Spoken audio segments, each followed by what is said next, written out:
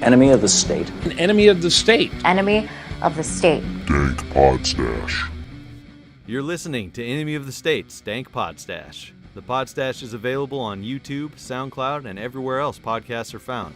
Let us know where you want to listen, and we'll release there as well. If you want to help us improve the podcast, check out our shops at blackmarketmemes.threadless.com and dankpodstash.threadless.com. Links will be provided. Anything you buy helps us make the Podstash better. Business owners and creators, advertise on the Dank Podstash. Reach a larger audience, make more sales. Email us at dankpodstash@gmail.com for details. Washington State listeners, please check out Washington State Anarchists and Libertarians Facebook group. Help us expand the Agora face to face.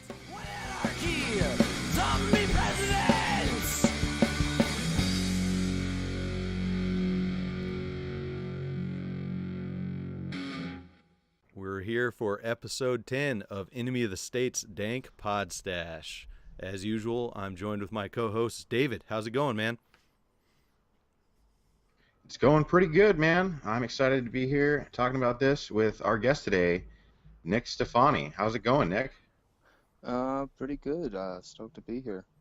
Hell yeah. We're happy to have you here. Aha. So yeah, we're kind of jumping into we're jumping into a follow-up of last week's episode. Nick had some points he wanted to raise on the violence around the drug war that we're excited to talk to him about. Before we jump into that, though, I know you, David, wanted to mention a specific issue that's kind of the hot button issue right now. So why don't you take it that way? Yeah, it's all I can see on my Facebook right now. So of course I had to make some memes about it this morning. But people reporting people with like a premium Snapchat to the IRS, then these people seem to call themselves libertarians or anarchists and think it's fun to snitch on people to the government, and that's fucking absurd. And if you're listening and you think that that's okay, please go harm yourself. Yeah, kindly go fuck yourself. I don't want to be nice. I'm pretty extreme about this one. You are scum if you snitch to the government on someone for tax evasion. You in my book are dirt. Mm-hmm. That's absolutely terrible. For real, especially the ones that go and say taxation is theft in the next sentence. What the fuck is wrong with those people? Yeah, I had somebody on one of my memes earlier saying, well, they're all leftists. So how can you generalize like that? Every single person who has a premium Snapchat or is like a sex worker in that sense is a leftist suddenly? Why? Because they're doing something you disagree with? Yeah, that's fucking retarded. It doesn't make any sense. There's people. I had one guy actually say that they're not people. What was he saying? He was saying thoughts or people, choose one. It's like Jesus. And in a previous sentence, he was saying, well, I'm against the IRS too, but just they're leftists, pretty much what you were saying. And he went on with the physical removal and Hoppian, I guess, misunderstood shit that these people think that physical removal is. Hop has come out himself and said physical removal is not, killing people, tossing people from helicopters and whatnot. Yeah. He's saying excluding them from your society, association, freedom of association. And of course, the response I get when I show them that video, Hoppa totally cucked out there because he's afraid because he lives in Turkey and they can get him for speech issues. And it's like, oh, that's convenient for your argument. Wow. Right. So yeah, in Turkey they're going to go after him for speaking out against people that they probably find degenerate. I seriously doubt that. Mm-hmm. Yeah, I don't know. Fuck those guys. Like we said, kindly go fuck yourselves if that's what you think is a good thing. Reporting people to the IRS. Don't sully the name or the word anarchist or even libertarian. That's even scum for libertarian. So, yeah. Maybe we should move on before we get too angry. We might get angry with the other topics coming up, but so yeah, Violence surrounding the gun war. Kind of explain what you were telling us right before we started recording, Nick, about what you started noticing. Like, I don't know, paying attention to, like, violence and trying to sort out statistics relating to homicide rates and gun violence, arguing about gun control with people who really just have no understanding of what any of this is about. I started to figure out what it's about, and, like, I started noticing basically these trends that a lot of the violence is tied to prohibition and the government trying to stick its violent means into peaceful businesses and basically handing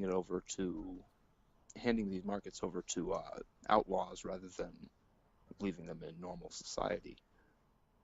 Mm-hmm.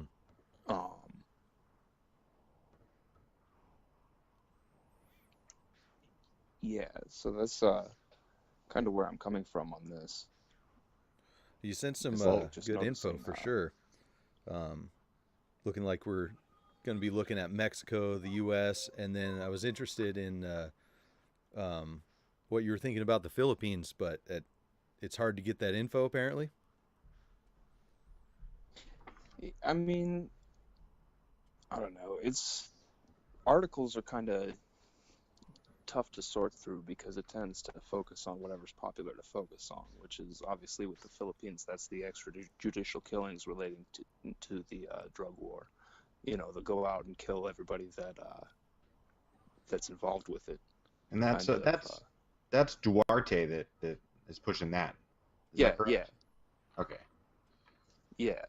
So, like, I don't know. I'm just kind of curious about how that impacts, like, the drug trade and, the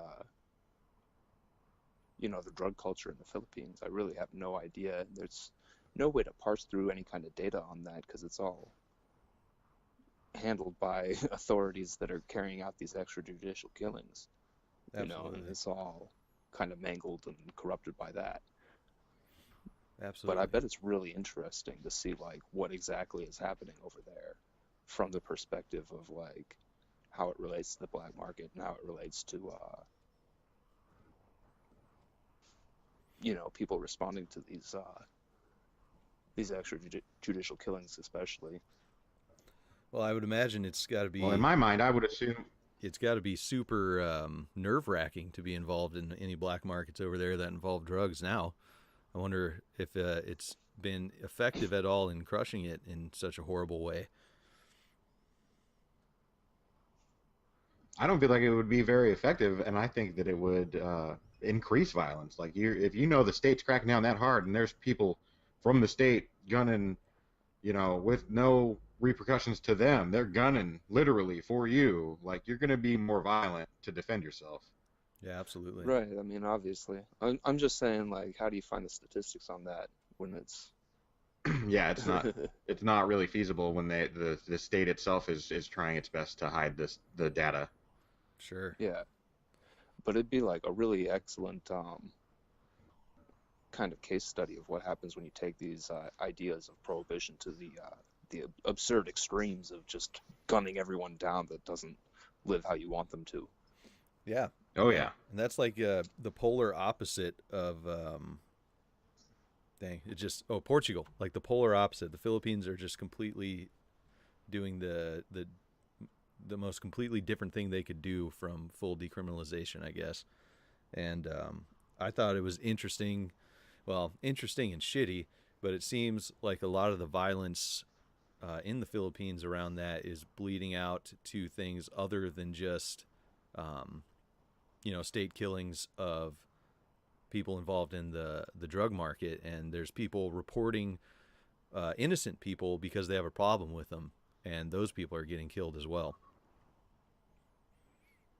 Yeah. And yeah, that kind of goes hand in hand with state violence. And way beyond my ability to really understand it. Mm-hmm. There's just so much going on there that I'm not on the ground to see. Yeah.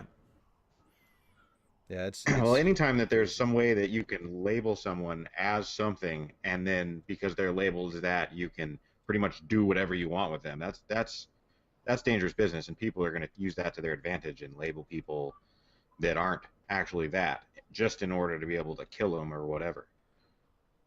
yeah, for sure. Yeah, absolutely. You're seeing that with the reporting the premium Snapchat stuff to the IRS, like we just talked about, putting Yeah. a blanket label on Yeah. someone Well, to for sure. justify And I'm their sure you actions. saw that in I'm sure you saw that in like the Soviet Union with the NKVD too, like just Mhm. reporting people as kind of revolutionary or whatever Mm-hmm. to get them rounded up in the gas vans. Straight to the gulags. Yep. Yeah, Right. lots of neighbors snitching on Right. neighbors, and not that the things that they would be, you know, reporting them for, they shouldn't have been doing that in the first place, obviously, but it wasn't even legit in the eyes of the state probably sometimes. Just, hey, we don't like these guys, get them out of here, or I want their shit, get them out of here. Right. So this issue also hits closer to home, obviously, because there's black markets everywhere, that there is attempted state control on the markets. We see it. I saw it, bits and pieces of it down when I was living and working on the Mexican border in Arizona. What do you got for the Arizona and Mexico, or the America, the U.S. and Mexico part of this? Oh, I mean, like right now Mexico had 30,000 homicides last year. And it's increased by 16% this year. Part of that is like related to the chaos of the power vacuum from El Chapo getting arrested, and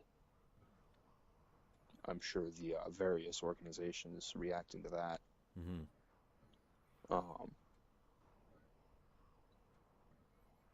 I don't know. It's crazy. Like you wouldn't see this stuff in a normal market. No, of course with not. The natural ebb and flow of the way businesses Yeah, go. there wouldn't be any need for that violence where you're going across the street and gunning down your competitor.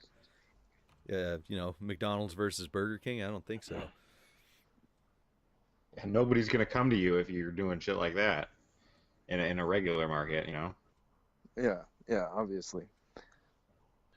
Like, liquor stores don't have turf wars. Mm-hmm. Can you imagine if they did? Holy shit.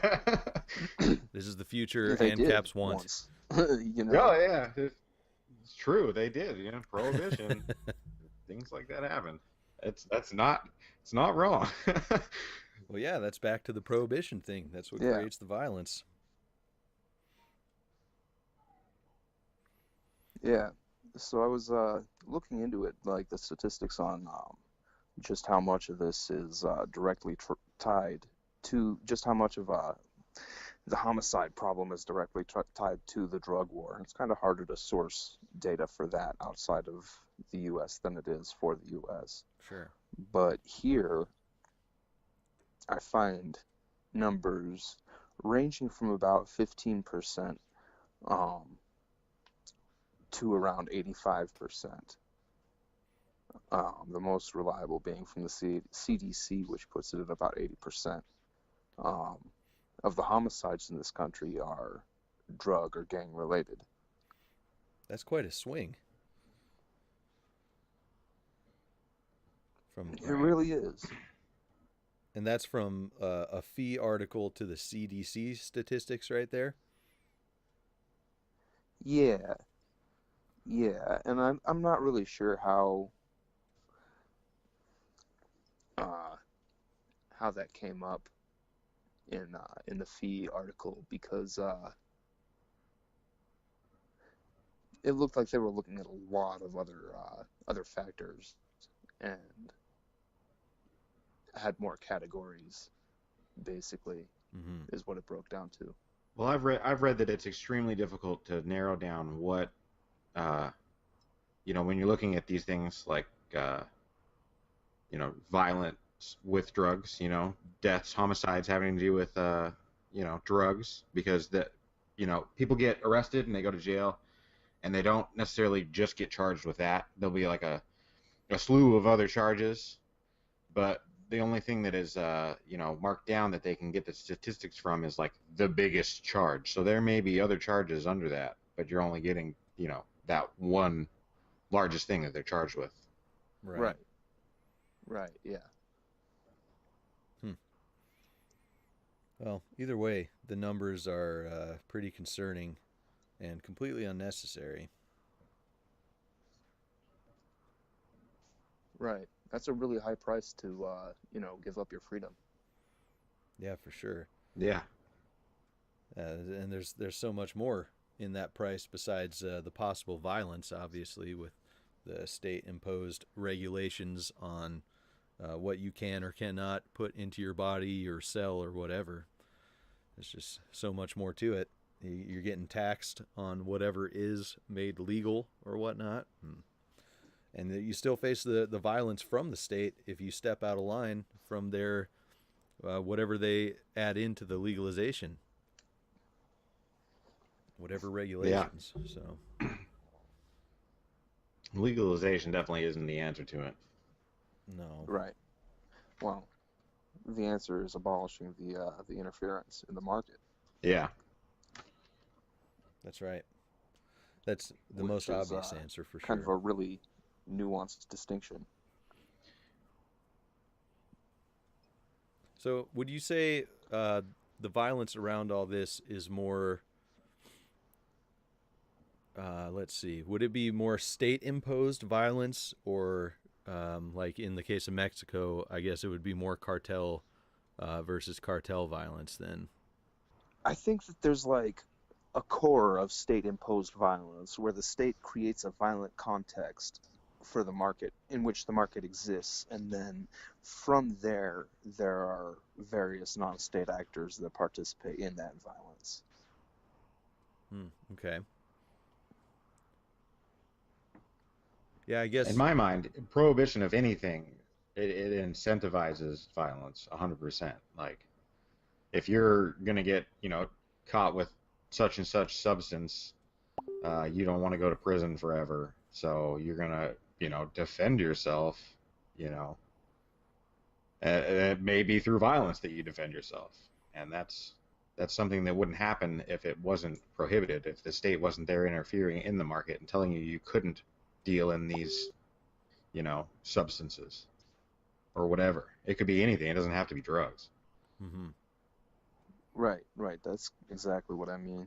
And that's I noticed it coming from like the gun control argument is like, where is all this violence actually coming from? And it's you start to look at it from the perspective of the drug war, and you see that it all starts off from the state saying, we're going to use our violence to make this so. And then from there, there's a whole bunch of violent ripples in the pond that kind of spread out from people that are incentivized towards violence by the state's initial act of aggression. Oh, yeah. Yeah. That's interesting that was the route you took to kind of getting to this information. So it was more looking at, issues around gun control and then just following the logical channels, huh? Yeah. Yeah, I bet like most people don't do that.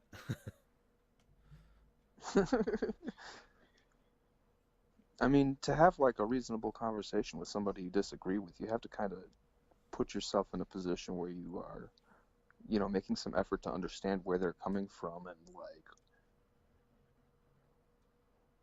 sort of understand the causes of the problems that they're talking about. Well, definitely that's a rare mindset these days because it's more knee-jerk reactions and putting a Band-Aid on a symptom. People screaming at each other over that stuff. There's people dying in the streets. Think of the children when it comes to guns. It's like, now hold on now. What is causing this gun violence? And of course, a lot of people now say the guns, take them away, but they're not looking deep enough into it. You get rid of the guns, there's still violence, so it's obviously something else. Mm-hmm. Right. Absolutely. You can see that by looking at the United Kingdom. Yep. Their homicide rate didn't change at all when they got rid of the guns. Well, and as we mentioned on Voluntary Japan with Graham Smith yesterday, London's violent crime rate surpassed New York, I think, this year or possibly last year, but I think it was in the last couple of years. I believe it was last year that I read something. Mm-hmm. Yeah, that sounds about right.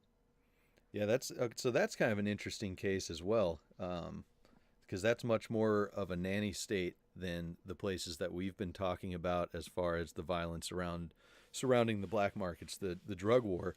I'm sure there's still plenty of violence around that in the UK, and they're really just trying to take everything away. They're taking butter knives and people's tools that look like knives and things like that. And yet the violence continues, and God, the it's theft ridiculous. and all that stuff continues. So it's not increasing. getting through to them. Yeah, exactly. Like, it's not even just continuing; it's increasing. So obviously, these things, like, the more, the more they tighten their grip, the more stuff slips through their fingers. Mm-hmm. Clearly, using the state to protect you is not going to work. Right. Right. Well, I mean, to get back to that ripples in the violent ripples in the pond analogy, the tighter they clamp down their grip, the bigger the rock they're throwing Absolutely. into the water, and the bigger the ripples, the waves are going to be. Yeah, in Wasn't with that. Sorry, go ahead, David. I just wanted. I was thinking when he mentioned it earlier that the recent shooting in California, didn't that guy have wanted gun control, or that may have been just something that I read or saw that is completely wrong. So don't take my word for that. But that he went in there to shoot people to get more gun control. I definitely read that somewhere also, but it might have just been like meme space trolling. Yeah. It could have been that. But I mean, it wouldn't surprise me finding out, that people do things like that. This was That could be another effect.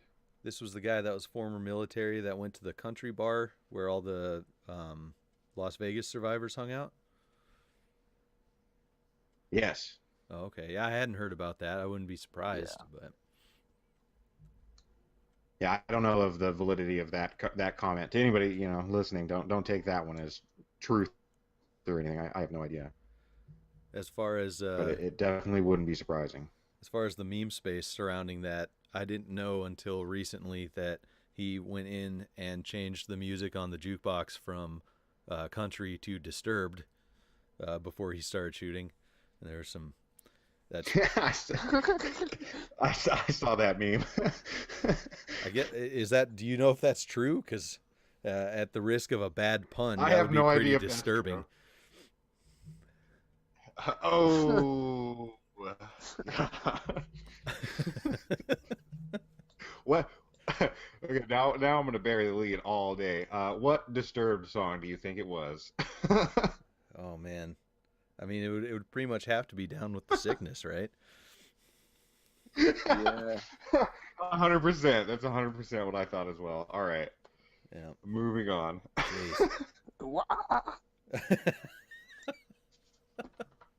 I can't even do that sound. I'm not going to try. Oh shit! What were we talking about before I derailed that? I derailed it, and then we derailed it even further. So hey. Well, how about go ahead. The connections between prohibiting things like drugs, guns, etc., and the prison industrial complex. How about that connection? Well, making money, that's for sure. I think that it's a lot of prohibition and things like that, and laws and legislation has to do with the big money that's involved in the prison industrial complex, because it feeds into that. And the more things that are prohibited and outlawed, the more criminals it makes, and the more people get thrown into there and into that system. Yeah. Yeah, you just gotta follow the money, man.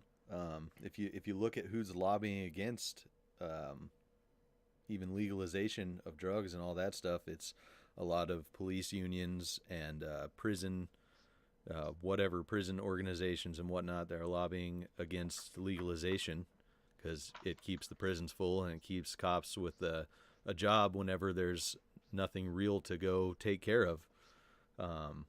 And to get some sweet new stuff because they get to confiscate, money, drugs, and whatnot, sell it, and you put that directly into their budget. And so they're getting armored vehicles and looking real tactical in their military gear and whatnot.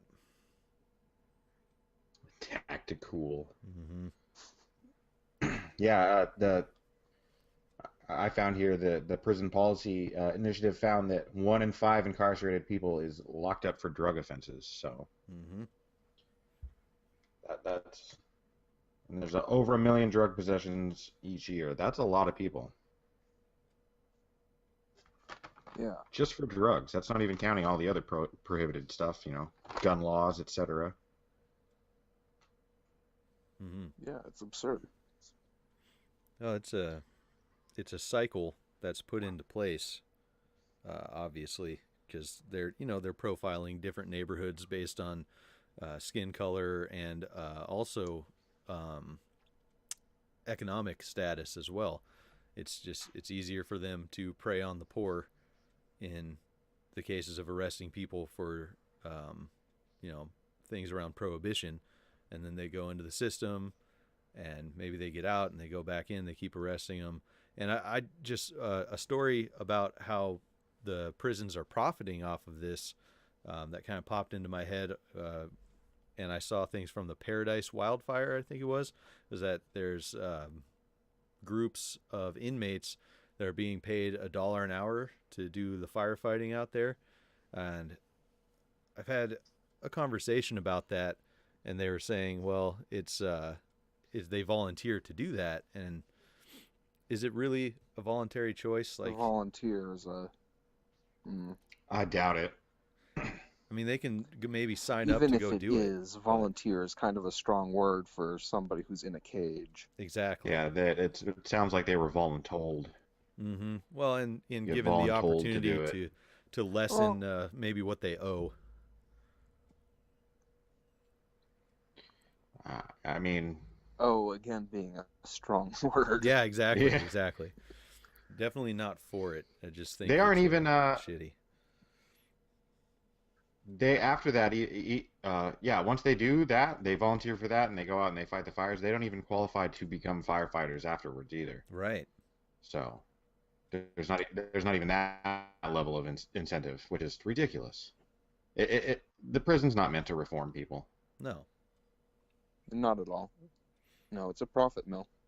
Yeah. Like war. Yep. Exactly.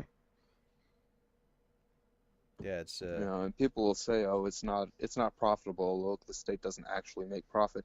Well, but the companies that contract with the state in order to that's where the profit is going. That's where the lobbying comes from. That's where all these laws are coming from. That's where the war comes from. It's not because the state makes money. It's because Boeing makes money, and the ownership from Boeing is making loads of cash. Exactly. Every time we drop a bomb. And then those companies, they go and they lobby politicians and the state, and then that's how the state gets that money through them. Right. Yep. And a lot of those politicians it's a money laundering scheme. It doesn't mean that they don't profit. Absolutely. Yeah, it's fairly obvious when you know what to look for. I mean, it's all the evidence is out there. It's out in the open, and hell, they talk about it in mainstream news.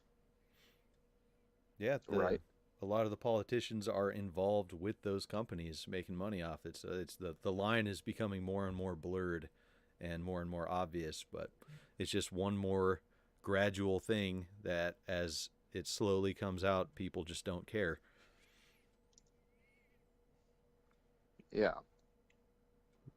Apathetic people are ruining this country. Oh, among other things. Yeah, it's pretty crazy. Well, you should care more and go vote. That's right. It's pretty crazy. Sorry. No problem. As we dive further into this, just how far this web goes. Because we started out just on the violence around, the prohibition and just everything it funds and everything it reaches into, and ultimately is a web that's being spun by the state. Yeah, I mean, prohibition is a huge tool that governments use to, generate money and control the population. So the next thing this thinking kind of leads into for me is challenging the notion of the Leviathan. The state is the Leviathan, the big source of centralized violence that keeps all the other little sources of would-be violence in check and reduces that. And that's really if you get right down to it, that's the core of a lot of the more popular justifications for having a state. I read a book not too long ago by Steven Pinker. It's about, I don't remember the title offhand. It's about the trend, historical trends in homicide rates and in intentional homicide, and basically that we're living in like the most peaceful time ever in history. And he makes the argument that that's due to the expansion of the state's capacity to influence day-to-day affairs of everyone. Yeah, well, that's like, I mean, ignoring so many other variables in that equation. Like, you're just right. That's totally just a way to rationalize having a state, because there's too many other things that need to be taken into that equation, like technology, general population, economic status. Like, there's too many things. Right. But that's like the core thrust of the logic, and it has been ever since people stopped kind of buying into the divine right of kings. The idea has been that we need a state to keep us safe from ourselves, more or less. Such a strange concept. Right. Yeah. I mean, not saying that anybody on this conversation is buying into that, but yeah. So what? So like, what's their criteria? Just looking at these. What's their criteria for peaceful, like the most peaceful times? Do you know, or at least Pinker's criteria for intentional homicide rates? That's generally, it's homicide capita. rates is how they generally measure that, which that in and of itself ignores so many variables that I don't even like using that. Well, I mean, like, that would be that's as close as you can get, though. Like, if you're looking back further than really recent history. Right. Sure.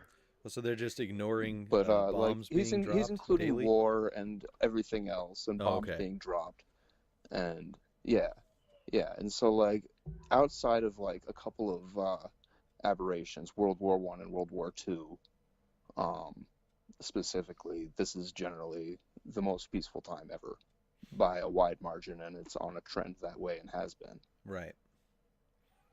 Interesting. Which is true. But, it's also true that we're seeing less state interference in the market than ever before. Also, because, like, we're in a time where they don't directly own title to everything. You know what I'm saying? They own everything in practice. They collect rent on every piece of property and every... Right. Yeah, absolutely. I know exactly what you're saying. I don't know. Well, it's like the difference from now. But how much of the violence outside of the state violence? Say what? I was going to say it's kind of the difference as far as their ownership, quote unquote, from say the times of monarchs when everything was the king's, versus now and it's like, oh no, it's yours.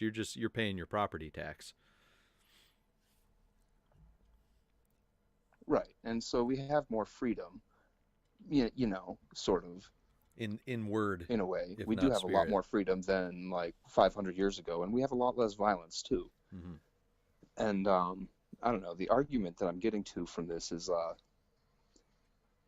basically how much of this violence that we see in the world today is sort of like the drug market violence. You know what I'm saying?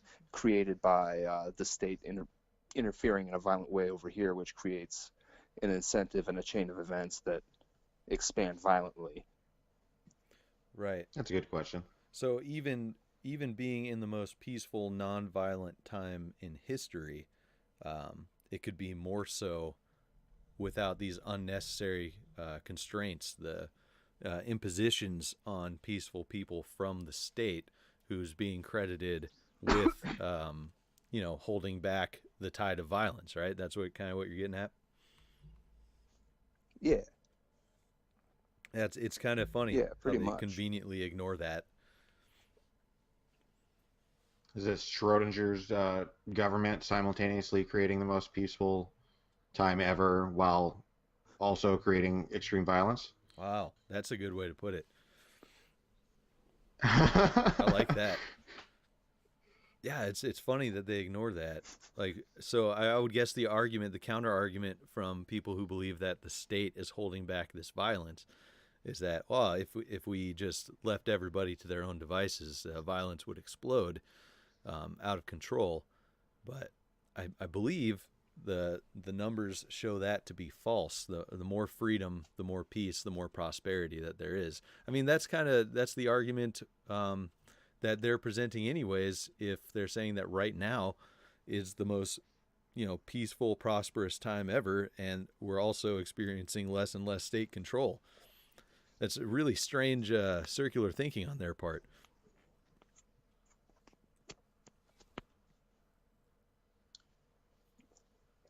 It's definitely an odd way to think. Like, I can barely wrap my head around it right now. Trying to like analyze it and come up with things to say about it. It's like, I'm sure they make the argument better than I do. Well, no, I actually like your jumping off point there. That was, I don't know, it just Yeah. started turning the wheels in my head, because I'll have to read that. You said it was a Steven Pinker book? Yeah. I have it right here somewhere. I'm trying to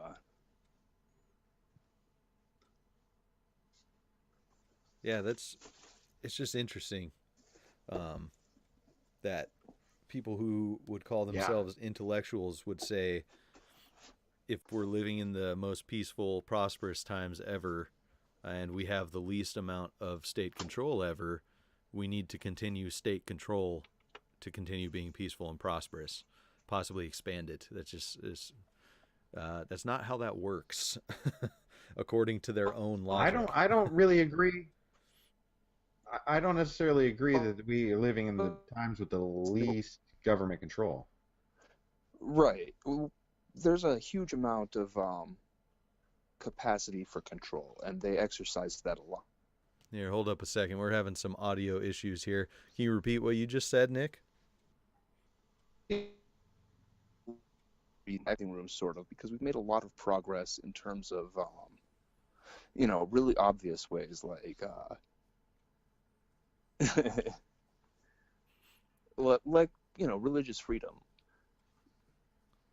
In most of the world, you can be, to some extent, you don't have to go to the community church service with the state church.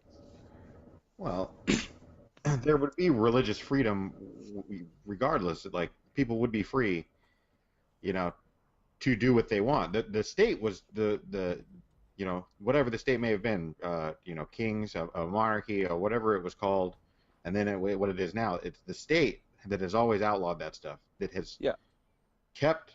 So, and now they give us the freedom that we had rightfully to begin with, and then that's somehow good on the state. No, that doesn't make sense. Oh, that's not what I'm implying. Okay, maybe I only heard part of that because you were cutting out. So yeah, go ahead and go through that one more time, because I missed that as well, and it sounded super interesting. We had some audio issues there. So basically, the Leviathan argument is that the state is, with their monopoly on legitimate violence, they keep the smaller violent actors in check, from, prevent them from doing more violence than they do currently. the argument from that thinking is that with the technological advancements and logistic advancements, the state has a larger capacity to control pretty much everything. Right. Mhm. Just because of the reach is further. Yeah. And that's the primary factor that's brought down violence to these historic lows. And this is according to Pinker? Yeah. Okay. Interesting. Yeah, but also, that's really old thinking. That goes back to the, the Enlightenment. They were having these same kinds of thoughts that the state is what keeps the chaos from breaking out, more or less. Phrased differently. What I'm saying is that right now, despite the state's increased reach, there are, socially speaking, less taboos, less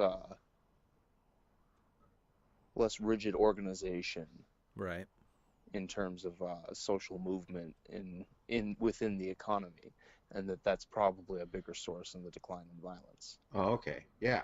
I get what you're saying now. Yeah. That makes more sense. Yeah, definitely a cultural shift. No, it was I butchered that definitely, explanation the first time round.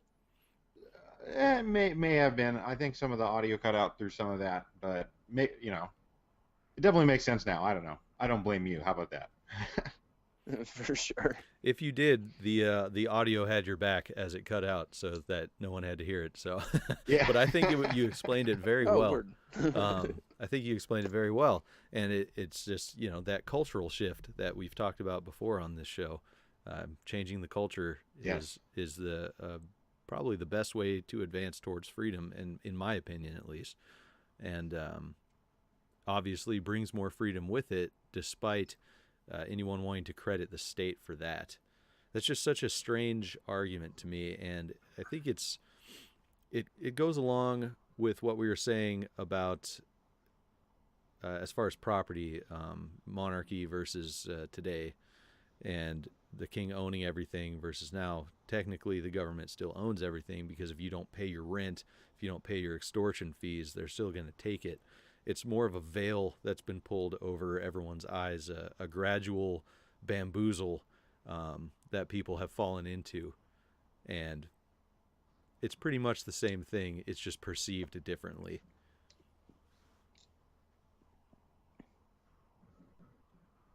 Right. And not only does the government claim, all the land, that they also have a lot of the corporations and businesses in their pocket. They own them, surreptitiously, not out in the open, but they own them. Mm-hmm. Right. I don't know. If you ask a commie, they own them out in the open. Yeah, that's true. Well, I think I may be inclined to agree with the communist on that one. Yeah, me too. Suddenly, there's going to be pitchforks in my on my Facebook page now. David said he agreed with a communist. Oh, here we go. Yep, it's just an extortion racket. See, what is that comparison? All it is. Government breaks your legs and gives you a wheelchair. See how lucky you are that we're here. Yeah. Right. Yeah. Right. And that's kind of what I'm getting at, is like the drug war and all the associated violence is really good evidence that the government did the breaking of the legs in the first place. Yeah. Yeah, absolutely, because they imposed the laws, dang it, the word is just eluding me right now, the prohibition in the first place. And that's the breaking of the legs right there. Yeah. Yeah, and then also expanding that to everything else that they involve themselves in. Sure. They're casting that first violent stone. Yeah. Yeah, it's funny. I mentioned it. Sorry, go ahead, David. No, I mentioned it in the last episode with alcohol prohibition, that they passed the 18th Amendment, and that immediately created criminals right there. So people needed to hurry up and do what the state said. But homicides then rose from 1920 to 1933, and then once prohibition ended with the 21st Amendment, homicides diminished for 11 years straight. Mm-hmm. That's pretty obvious right there in and of itself. Yeah.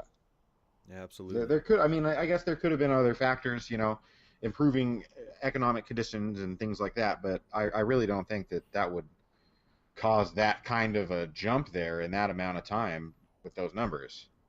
Yeah, Well, maybe it would, but I guess you could see you can see that there are other correlations every time they ramp up the drug war. There's a new murder epidemic that happens every time, and once you see that correlation a few times, you can start making predictive statements about it. You have a solid theory. And then they use that surge of violence to say that that's why they are needed, even though they're the ones that caused it to begin with. Yeah. Yeah, if they would just obey exactly. the restrictions that they set in place, we wouldn't have that violence, is what they would say. Yeah. Yeah, it's interesting. What were you going to say there, Nick, before I jumped in? Yeah, go ahead. I don't even know. Oh. I think I stepped on you too, my bad. One thing I thought was interesting, I had seen, and I can never remember where I see all this stuff. There's a lot of information intake going on as far as the state just being another mafia that demands its extortion fees. Is if you look back far enough in history, you see that the states that exist now, at their inception, were just a group of thugs, criminals, highwaymen, whatever, that happened to take control of a certain area and set themselves up there permanently.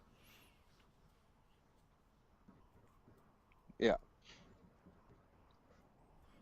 So it's just cartel versus Yeah, cartel and then they on a argued different that scale. they were God and their kids were the children of God, and then Yeah, exactly. They have a divine right to be the only cartel in town.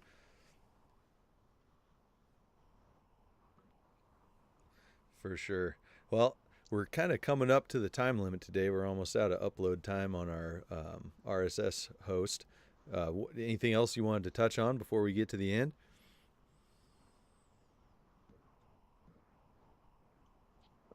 not really. I think you laid it out really well, man. Lots of good information. Definitely good job getting all the info together beforehand. I appreciate that.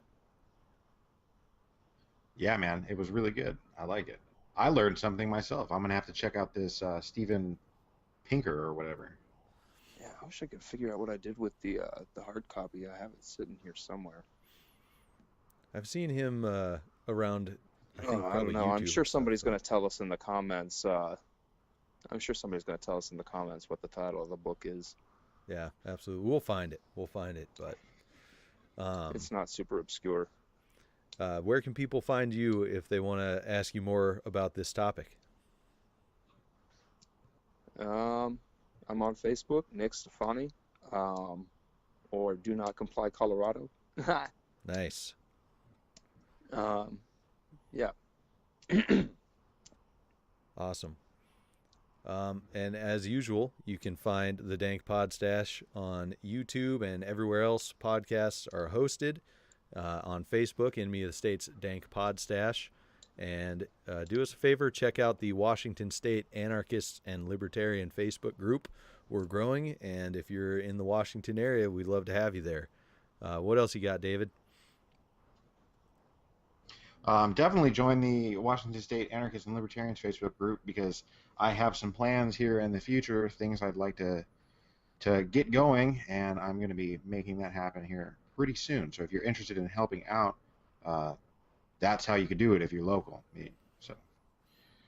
Hell yeah. And if you want to support the podcast, we currently have dankpodstash.threadless.com. Pick up some sweet t-shirts, stickers, mugs, anything like that, and anything we sell, that money goes towards the podcast. And David, you have blackmarketmemes.threadless.com as well, other sweet shirts and whatnot, and we'll see y'all next time.